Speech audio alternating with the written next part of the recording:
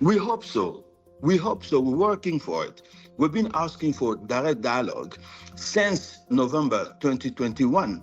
Since we've been attacked from Sabino, we asked a direct dialogue with the DRC government to actually address the root causes of conflict.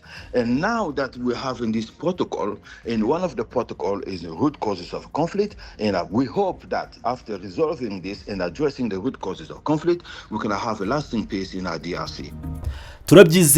turabyizeye tubikoraho kandi tubishyizemo imbaraga. Twasabye kugirana ibiganiro bya hafi direct dialogue kuva mu Gushyingo 2021, kuva igihe twari twatewe muri Sabyinyo. Twasabye ibiganiro bya hafi na leta ya Repubulika ya Demokarasi ya Kongo kugira ngo tuganire ku mpamvu nyazo z'iki kibazo, kandi noneho ko biri muri aya masezerano mashya, aho kimwe mu byibanze bigomba kwigwa ari impamvu z'inkomoko z'imitwe y'intambara cyangwa impamvu nyayo y'iyi ntambara. Impamvu muzi, twizeye ko nibikemurwa tukaganira kuri izo mpamvu z'ingenzi tuzagira amahoro arambye muri Repubulika Iharanira Demokarasi ya Kongo. Ayo ni amagambo ya Lawrence Kanyuka aho yaganiraga n'igitangazamakuru BBC. Nk'uko tugiye kubigarukaho, ni mu kiganiro kigaruka ku myanzuro cyangwa ku masezerano yasinyiwe i Doha muri Qatar, aho BBC yahise ihamagara uyu muvugizi wa AFC M23 mu bya politiki akagira ibyo avuga by'umwihariko kubikomeje kubera mu burasirazuba bwa Repubulika ya Demokarasi ya Kongo ndetse no mu masezerano hagati ya leta y'Kinshasa ndetse na AFC M23. Umunyamakuru yatangiye agira ati: We start with the new peace framework agreement that has been signed between the government of the Democratic Republic of Congo and the M23 rebels in Qatar. Yatangiye avuga ati turatangira ku masezerano mashya yashyizweho umukono hagati ya leta ya Repubulika Iharanira Demokarasi ya Kongo n'inyeshyamba za M23 i Doha muri Qatar. Hitezwe ko ayo masezerano azafasha guhagarika imirwano hagati y'impande zombi, imirwano imaze guhitana abantu ibihumbi n'andi magana ibihumbi akaba yaravanywe mu byabo. Mu itangazo leta ya Repubulika ya Demokarasi ya Kongo yavuze ko ayo masezerano agamije gushyiraho uburyo bushobora kuzana impinduka zifatika kandi zigaragara ku baturage. Lawrence Kanyuka ni umuvugizi w'umutwe wa M23. Ese we yizera ko ayo masezerano azazana amahoro arambye muri Repubulika Iharanira Demokarasi ya Kongo? Nibwo Lawrence Kanyuka yavuze ati turabyizeye, turabikora tubishyizemo imbaraga, ariko akavuga ko ngo byose byatangiye mu Gushyingo 2021 ubwo AFC M23 yagabwagaho ibitero na FARDC ubwo bari mu ishyamba rya Sabyinyo. Ati twasabye ibiganiro hafi, dusaba ibiganiro hagati yacu na leta ya Kongo, ariko bakomeza kwanga kugira ngo tuganire turebe ko ikibazo twagikemura. Kandi noneho ubu biri muri aya masezerano ngo mashya, aho kimwe mu byibanze bigomba kwigwa ari impamvu muzi z'intambara ikomeje kwa burasirazuba bwa Repubulika Iharanira Demokarasi ya Kongo. Yakomeje agira ati twizeye ko nibikemurwa tukaganira kuri izo mpamvu z'ingenzi tuzagira amahoro arambye muri Repubulika Iharanira Demokarasi ya Kongo. Uwo ni Lawrence Kanyuka, umuvugizi wa M23 wavugaga ayo magambo. Amasezerano yo muri Qatar akurikira andi ya mbere yo mu kwezi kwa Kamena ayo leta ya Repubulika ya Demokarasi ya Kongo n'u Rwanda bari bashyizeho umukono i Washington DC. BBC yaganiye na Kuri, ni profesa w'ibya politiki mpuzamahanga muri kaminuza ya SOS i London. Yibanda cyane ku bibazo by'intambara n'imiyoborere muri Afurika yo hagati. Yavuze ati yahuye nawe, ubwo ni BBC yahuye nawe, atangira amubaza ibiri kuba mu rugendo rwo gushaka amahoro muri Repubulika Iharanira Demokarasi ya Kongo. Kuri, umunyamakuru abaza uwo Kuri yagize ati mu biganiro by'Idoha tubona leta ya Qatar ariyo iri kuba umuhuza hagati ya leta ya Kongo n'inyeshyamba za M23.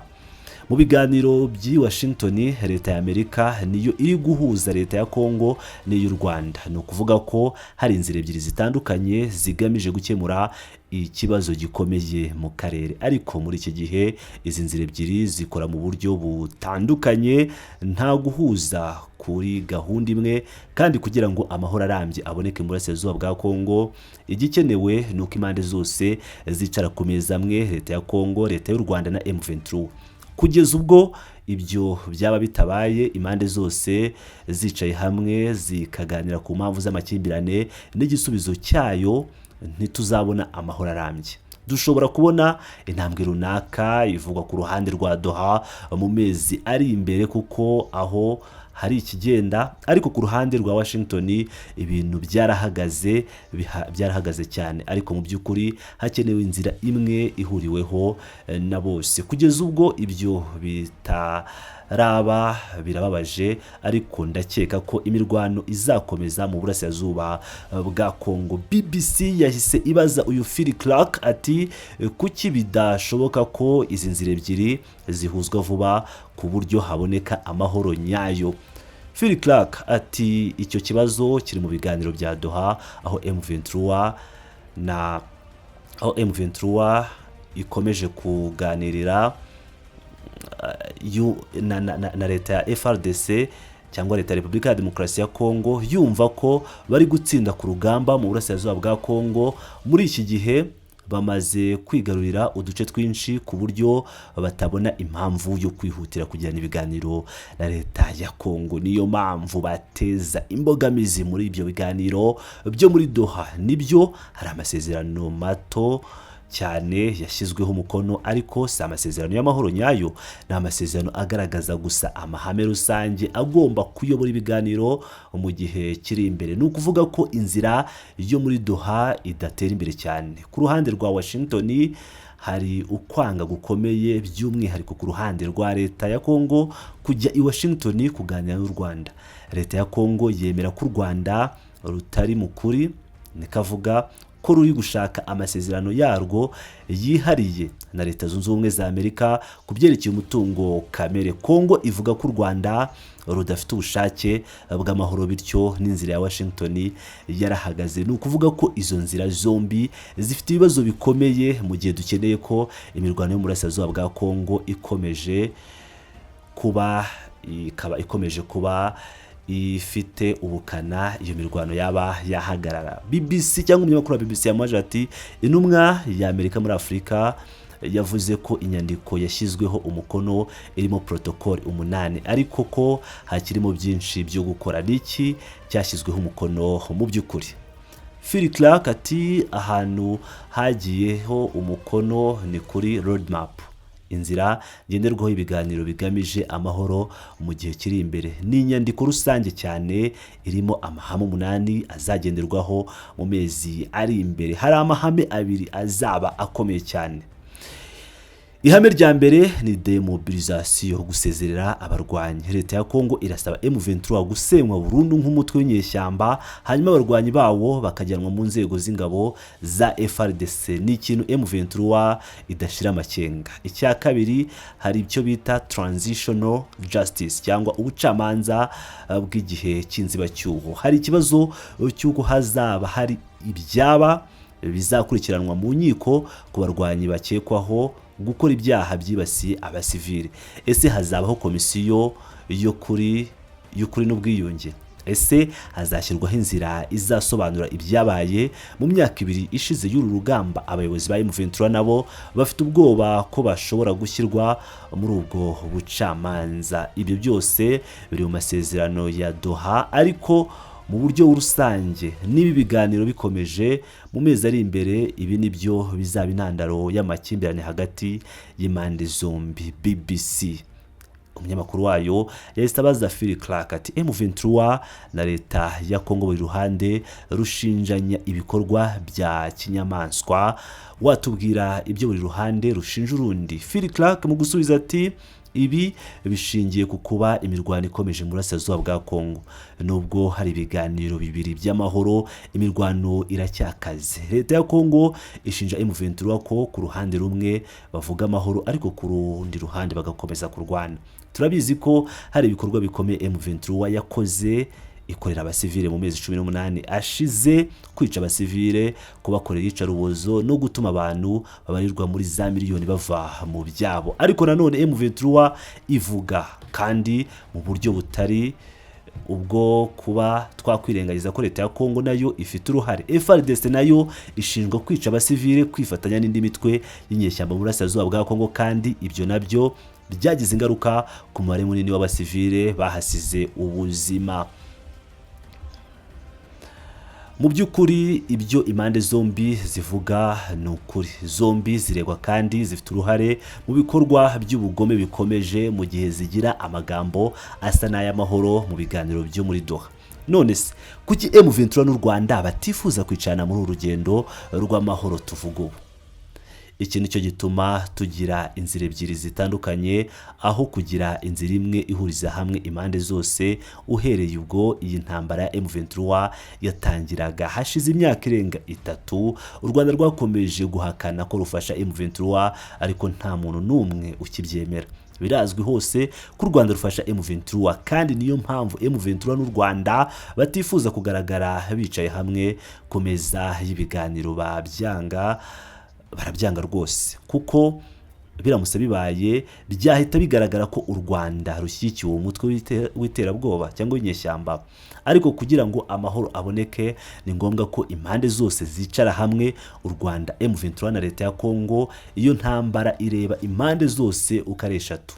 Ikibazo dufite iki gihe nuko izi nzira ebyiri z'amahoro zidahuza ibikenewe gukemuka. Izindi cyangwa ikindi kibazo gikomeye kitari mu biganiro nuko u Rwanda rushyigikira M23 kandi icyo kibazo kigomba kuvugwa ku mugaragaro. U Rwanda rugomba gukura ingabo zarwo mu burasirazuba bwa Kongo, rugomba guhagarika gushyigikira M23 nk'uko rwabikoraga, kandi kugeza ubwo rwabikoraga nta mahoro azashoboka, cyangwa kugeza ubu mu gihe rwaba rukibikora nta mahoro azaboneka.